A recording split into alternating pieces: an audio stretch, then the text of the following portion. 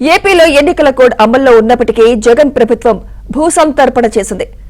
375 మెగావాట్ల సౌర పవన విద్యుత్ ప్రాజెక్టుల కోసం clean renewable energy private limited కు 1725 ఎకరాలను కట్టబెట్టింది. ఈ నెల 17వ తేదీన ఇంధన శాఖ సంబంధిత ఉత్తర్వులు జారీ చేసింది.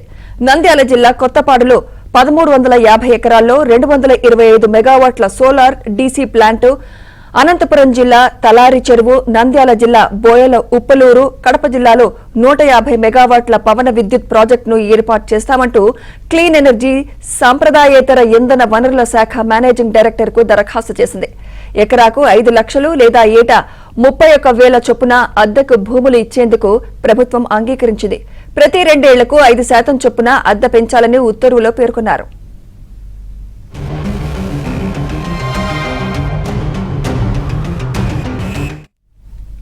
రాష్ట్రంలో పోలింగ్ ముగిసిన జూన్ 4వ తేదీన గానీ ఫలితాలు వెలువడవు. ఆ ప్రక్రియ పూర్తయ్యే వరకు ఎన్నికల ప్రవర్తనా నియమావళి అమల్లో ఉంటుంది. ప్రభుత్వం విధాన నిర్ణయాలేవీ తీసుకోకూడదు. అయినా సాంప్రదాయేతర ఇంధన వనరులను కేంద్రం ప్రోత్సహిస్తోందన్న మిషతో జగన్ సర్కారు భూసంతర్పణ నిర్ణయం తీసుకోవడం ఇంధన రంగ నిపుణులను విస్మయానికి గురిచేస్తోంది.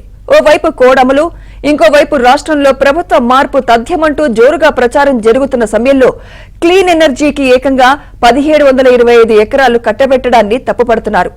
అస్మదీయుల కోసమే ప్రభుత్వ పెద్దలు నిర్ణయం తీసుకున్నారని విమర్శిస్తున్నారు.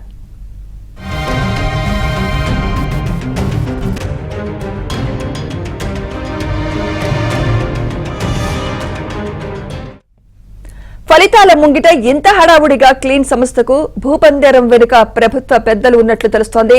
వెబ్సైట్లో వెతికితే clean renewable energy Barmer private limited ను 2021 జూలై 12వ తేదీన కేవలం ₹1,00,000 పెట్టుబడితో స్థాపించారు. అంటే ఈ కంపెనీ పెట్టి 3 ఏళ్లైనా పూర్తి కాలేదు.